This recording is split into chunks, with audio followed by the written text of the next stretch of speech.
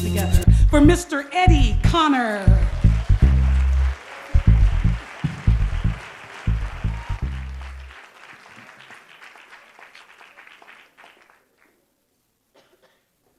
I was diagnosed with stage 4 cancer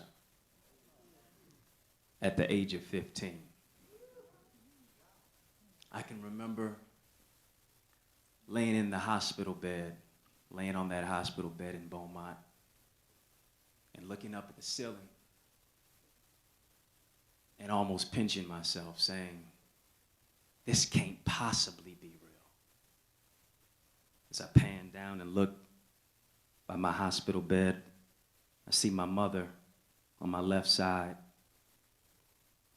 as the doctor says to her 4 words, we can't promise anything.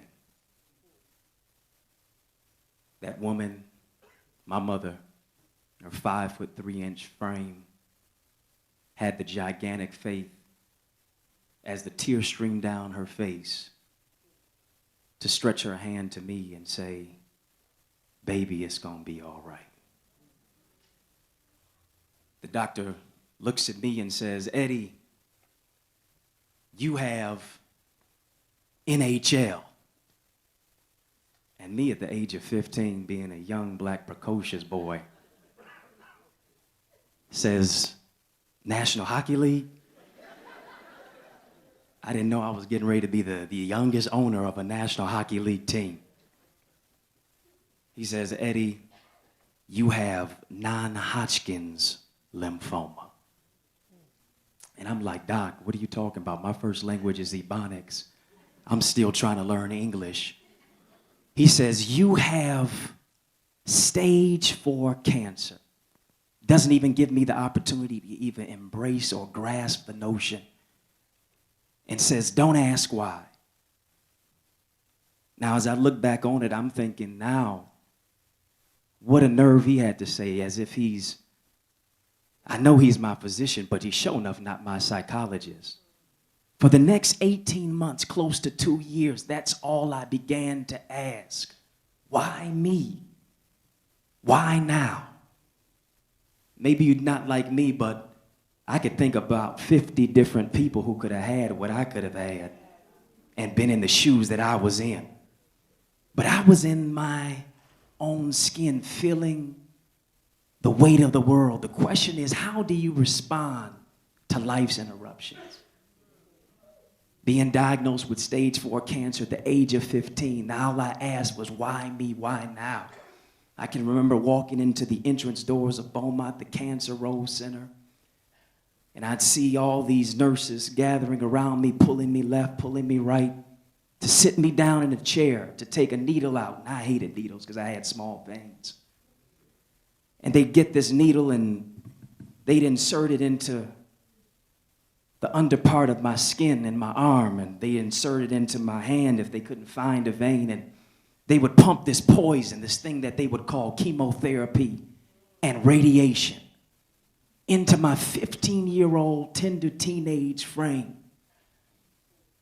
And the doctor was saying, we're going to have to inject this into your skin because when we opened you up, we did a CT scan of the chest and we saw that your cells were growing so fast that we could see them growing with the naked eye.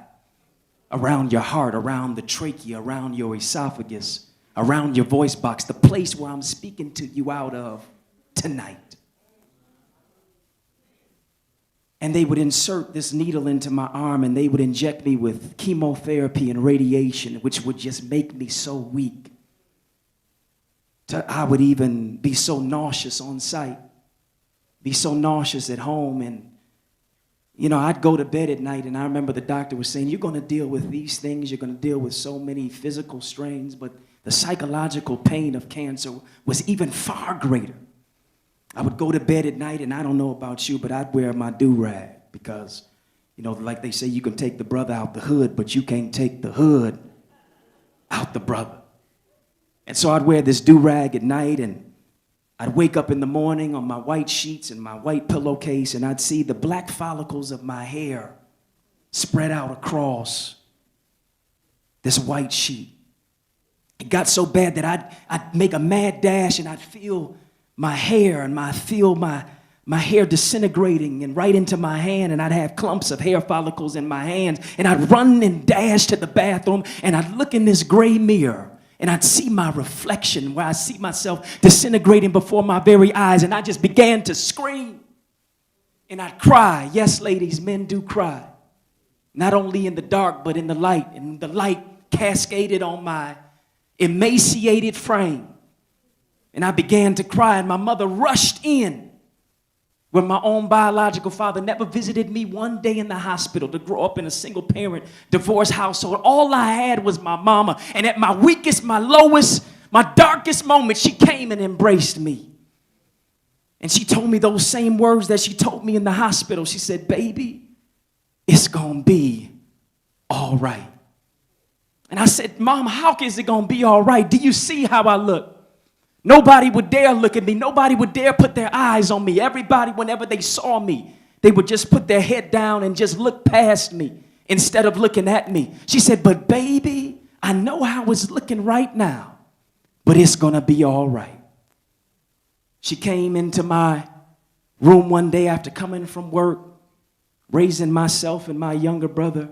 She came in and she said, baby, I just want you to sit up. She said, I want you to believe. I want you to hope. I want you to dream. And she came into my room, and I remember the sunlight was just cascading through the blinds as they were just cracked slightly open. And she said, baby, I got something for you. And I began to sit up against the wall, pressing my emaciated body and my weak body tender from all of the chemotherapy and radiation that was pumped into me. And I began to just strain and push myself up against my pillow. And I saw in her hand she had 2 white pieces of paper. And I said from my strained voice, Mama, what's that? And she said, baby, I told you it was going to be all right. Now I'm about to show you we going to Jamaica. 2 airline tickets were in her hand, and she said, we're going to get out of here. I said, well, but the doctor, she said, no, everything is all right. The doctors have given you clearance to go on this trip. And we flew from Detroit Metro Airport to Kingston, Jamaica. Yeah, man. As we stepped out off the plane, Kingston Manley Airport, all you began to hear was steel drums being played. All you began to hear was, yeah, man, Irie, Pastor Mango, we come thing, man. I don't know what I just said. And I began to just take in this beautiful sunlit island, placed in pain but nestled in paradise. Some people's feet were their shoes. Some people were picking mango and all types of fruit, delicatessen, off the tree. And she said, baby, let's go to my mama said, baby, let's go to the nearest beach. And I began to take my weak frame and place my black feet into this white sand, and I peered over into the ocean, and I began to see so many exotic fish. I just began to see life through a different lens in spite of how I was feeling. Seeing just the beauty of God's creation cascading down on me as if it was sending me a message that, yes, you can live through dying places.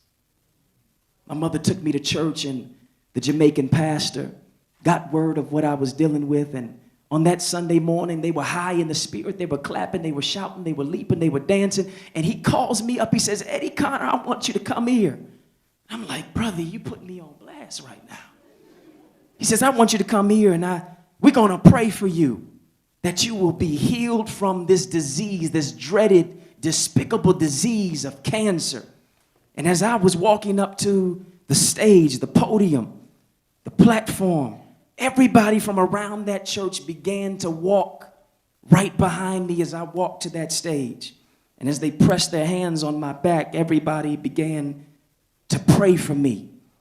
And the pastor began to call down almost fire from heaven, and I began to feel like I was healed, like I was rejuvenated, like I felt my human spirit coming alive again.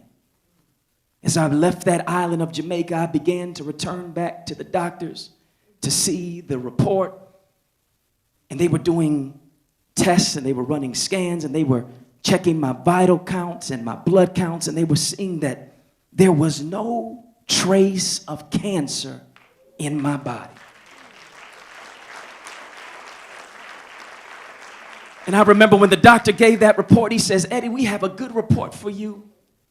He says, "We can't find any form of cancer cells in your body." And I mean, I wanted to shout. I wanted to scream. I just said, I'm finally free from this psychological, painful prison that I was in.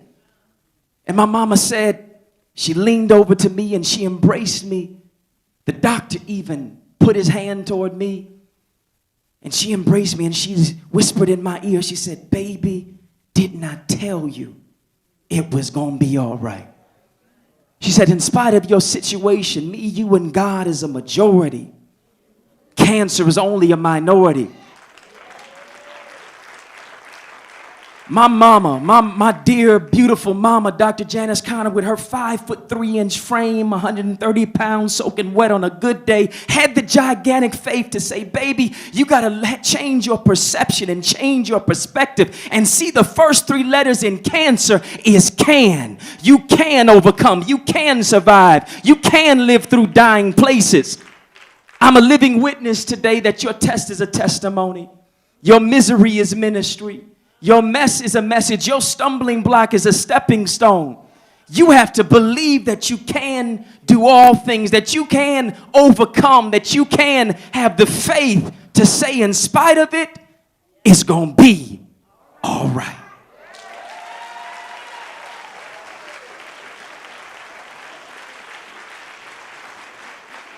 Eddie Conner, unwrap the gift in you.